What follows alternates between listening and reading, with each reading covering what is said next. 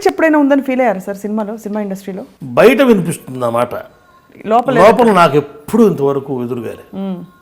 కుల పిచ్చి, పార్టీ పిచ్చి అని బయట జనం అంటారు తప్ప నాకు ఇంతవరకు ఎదురుగాలే. నేను కాంగ్రెస్ పార్టీలో ఉన్నాను, మాకు బాధ్యతాయుతంగానే ఉన్నాను. పైగా మరి పదవులు కూడా చేశాను కాంగ్రెస్ పార్టీలో. కానీ పార్టీ పేరుతో నన్ను ఎప్పుడూ విచక్షణగా చూడాల ఫిల్మ్ ఇండస్ట్రీ. మనవాణి పెట్టుకోవాలని ఎవడన్నా వ్యాపారం పాటు చేసుకుంటాడా? ఎందుకు పాటు చేసుకుంటారు? Talent shines ultimately. అంతే.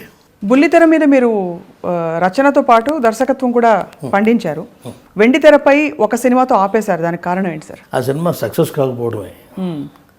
ఏదైనా ఇది మళ్ళీ అగైన్ వ్యాపారం అనుకుంటే ఆ సినిమా ఆశించినంతగా విజయం సాధించలేదు. ఏదో కాస్త కూస్త లాభం వచ్చింది మాకు. 4 లక్షలు 5 లక్షలు లాభం వచ్చింది ఆ సినిమాకు. లాభం వచ్చింది, నష్టం రాలేదు. నష్టం రాలేదు కానీ ఎందుకో నేను అనుకున్నంత సక్సెస్ కాలే ఆ సినిమా. ఎప్పుడైనా బాగా మీరు బాధపడిన సందర్భాలు ఉన్నాయా? అసలు బాధపడరా? అసలు బాధపడుతున్నాను. సో మీ గుండె ధైర్యానికి హార్లిక్స్ బూస్ట్ కారణం ఏంటి? రాజశేఖర రెడ్డి కారణం. అవునా? రాజశేఖర రెడ్డి గారు మాకు అన్నిటికీ ఆదర్శం ఆ విషయాల్లో. ఆయన లైట్గా తీసుకుంటాడు. ఎప్పటి నుంచి ఆయన మీరు గమనించేవారు? 89 నుంచి బాగా గమనించేవారు.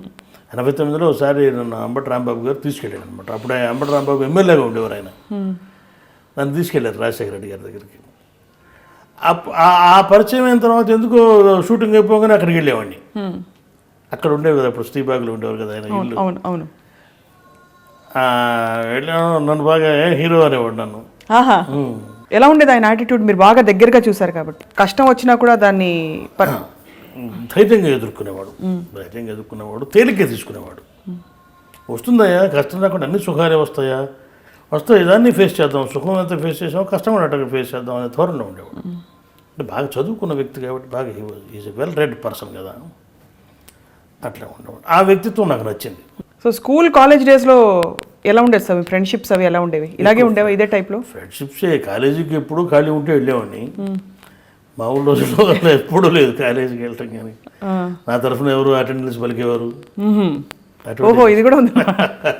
ఎవరు అమ్మాయిల్ని మనసు పడడం అలాంటివి ఏమి నార్మల్గా అందరికీ జరగలేదు? మొదటి నుంచి ఆ ధ్యాస లేదు నాకు. ఎప్పుడు నాటకాలే సరిపోయింది. మా జీవితం అంతా చిన్నప్పటి నుంచి నాటకాలు రిహార్సల్స్ ఇవే.